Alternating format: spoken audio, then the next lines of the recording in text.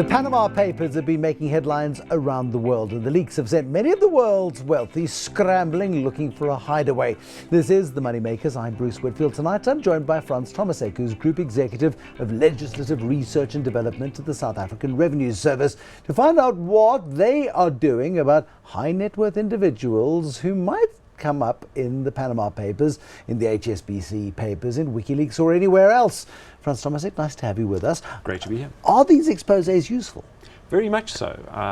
If you mentioned the HSBC papers, we got our hands on that information. We have started auditing people who didn't come forward in terms of our voluntary disclosure program, and we're processing the applications of those who did. Okay. Now, again, if you've got something like the HSBC papers and there are 100 names on a list, for argument's sake, 50 did disclose and 50 didn't, surely you need to go through the 50 who did disclose to make sure that they disclosed everything.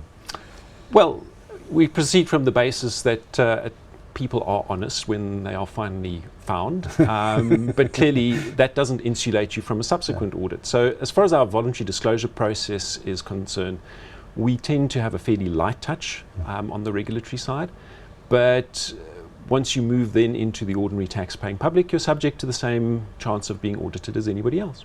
Okay, so you go through the HSBC papers, you find some names, you go through an audit process. Without giving away secrets of the trade, how does it work?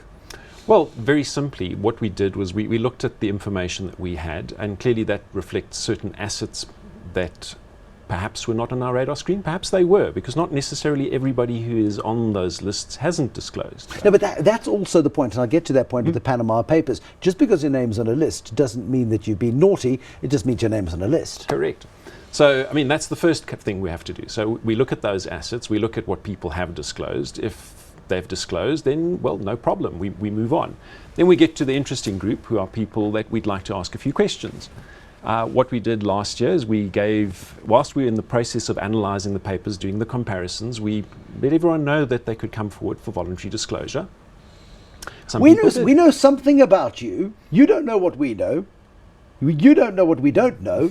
But come and talk to us about it. It's a good strategy. Well, it's only fair. I mean, it saves us a lot of trouble too. Sure. People come to us before we go to them. So in any event, we gave those people an opportunity to come forward. Did many take the opportunity? A reasonable number did, yes. And as I say, we're busy working through those applications. It'll take us a while yet to finalise them. And then, of course, they're the people who didn't. And those are the people who start getting letters from us, phone calls saying, hi, we'd like to talk to you about what appears to be an unexplained source of wealth. And then they say, well, you see what you don't understand. Then you have that conversation. Absolutely. So that's the HSBC papers, and you've gone through a process to get hold of original documents. Now, when you've got something like the Panama Papers, which, again, there's terabytes of information. It's an extraordinary, with something like 13 million documents supposedly have been leaked there. How do you get access to that kind of information and then guaranteeing the quality of the information? Because this is one law firm in a foreign jurisdiction that claims to have had a hack. How reliable is that? Well, I mean, that's clearly the kind of decision tree we have to go through with any kind of information we receive by way of an informant or somebody who just picks up the phone and lets us know about these things through our hotline. I mean, there's an old saw that one of our best sources of information are divorces. But in any event, so you obviously have to evaluate the credibility. I mean, it's 2.6 terabytes, as I understand it, is what we're looking at, 2.4, 2.6, somewhere in that order. It's a massive magnitude. That is probably enough paper to fill the Empire State Building. I mean, it's that much paper. It's a huge amount. I mean, and it goes back 40 years in some cases. So there's a lot of data there. So what we obviously need to do is we're awaiting the full database with great interest, as are many administrations around the world. Now, how do you get access to that? Because now you've got Mossack Fonseca, the law firm, saying we've been hacked.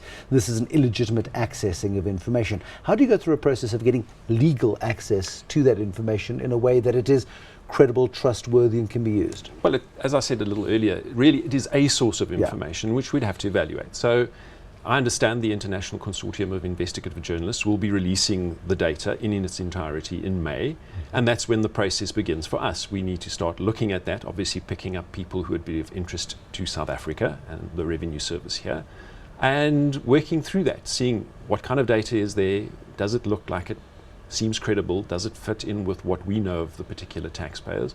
And once we've been through that process, obviously we can start asking the questions or not, as the case may be. If somebody's sitting at home watching us this evening on television, their mouth is slightly dry, their palms are slightly clammy, and they're thinking back 35 years ago, yep, I wrote a letter to Mossack Fonseca. I can't remember if anything came of it, but perhaps I should go and have a word with SARS. How does that process work? Well, the process works through our voluntary disclosure program. So you may be aware in this year's budget, there's in fact a special voluntary disclosure program which will open its doors on the 1st of October, which is in fact specifically tailored to offshore assets.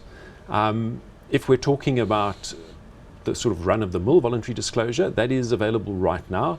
We have a special voluntary disclosure unit. You look at our website, the contact details are all there. And as many commissioner has said, come see us before we come see you. Typically, what is the consequence of that?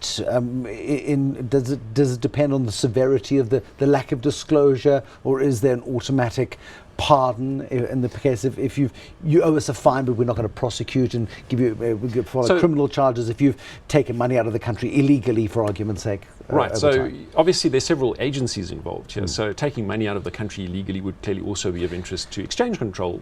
So we go back to the Dave King case, for example, and for a long time SARS was prepared to settle with Dave King, but the National Prosecuting Authority had a problem with that because they said a criminal offence, it had gone beyond tax, there'd been a criminal offence, and that caused something of a blockage. Eventually everybody agreed and King paid some money and it's all gone away. Well, I mean, that's when you leave it very late in the process. Yeah. It's much easier if you start a little earlier. So as far as we are concerned in the voluntary disclosure program, you come forward, you tell us what you need to tell us, and the benefit in the current program is that we collect the tax and the interest that's due, but we pretty much walk away from what we would call understatement penalties, which can go up to 200% in cases of intentional tax evasion. Those either go down to zero or to a nominal amount, and we won't pursue criminal prosecution. So that's the benefit now. Because also once you know where the assets are, you can then track those assets and see what gains are made, and people can then be taxed on their global income. Correct. So with the switch from a source basis of taxation, where we primarily concentrated on what was happening in South Africa, although not exclusively, we moved to a worldwide or residence basis back in 2001. And yes, your global assets are of immense interest to us at SARS. Now, is there, David Cameron's really interesting in this particular case, Prime Minister of Great Britain, because his dad is now revealed to be named in the Panama Papers, and there was a trust that he was linked to, and David Cameron at some point in the future might inherit the money that his late father left his mother, and all that sort of stuff. And suddenly you've got government officials. We've had the Prime Minister of Iceland fall on his sword because his name is mentioned in relation to this. But when one gets a sense that there's a far higher level of global cooperation between governments and their tax authorities, it's not always going to be dependent on hacks and leaks. Absolutely, and that's a very good point you make, because the world is changing. So beginning of next year, South Africa will be exchanging data on financial accounts that are held in South Africa with a variety of other jurisdictions, over 50 of them, with another 45, I think, more than 40 joining us the year thereafter. Are those onshore and offshore jurisdictions? Absolutely. And that's what makes it so interesting. So just as today you get what we would call an IRP3 from the bank that says you've earned this much interest, yep. and you now have it and you can put that into your tax return. So that kind of information will start flowing across borders. So another jurisdiction would gather that information, give it to us, and we'd give equivalent information to them. Okay, so that's then, and that starts opening up the world, and the borders are opened. What about people who have genuinely hidden stuff away? It's in the Bermuda Triangle of finance. How far can one penetrate? Well, you'd be surprised at the jurisdictions that are on the list of countries and jurisdictions that will be participating in what we call the Common Reporting Standard to exchange this kind of information. But there are a few jurisdictions that are not cooperating, that aren't yet part of it. Don't provide a list, because you have people moving stuff and it'll disappear. as the topic of our discussion this evening shows, even if they're not on the list, you run other risks when people hack, whistleblow, and do other things that make the information that you thought was secret public. And once it becomes public, and all you as SARS really need is a catalyst to ask the question. I suspect. I remember the Dave King case. It's the most famous tax case in South Africa. Mr. Chips was sitting, I think, in downtown Johannesburg going, I just had a file here somewhere of a guy who declared 80,000 rands worth of income. But he owns Amazulu, huh? Hold on, he owns this. He made donations to Nelson Mandela. He did what? And the investigation started. It took 14 years, but it was pursued. Correct. So one of the great challenges when you're in the tax administration is that sometimes you don't know what you don't know. But once you do know what you don't know, well, then the game changes. Yeah. And then you at least can start digging, start investigating, and working out, is this a valid lead or not? It is something like the Panama Papers, if you take your mind back to being a kid. Is it a bit like Christmas morning for people working at SARS?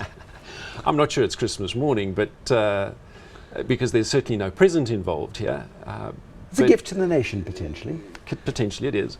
So it's certainly something that excites us, and the potential here for cooperation with other authorities so that we can coordinate our actions, make sure that we're not missing anything is immense.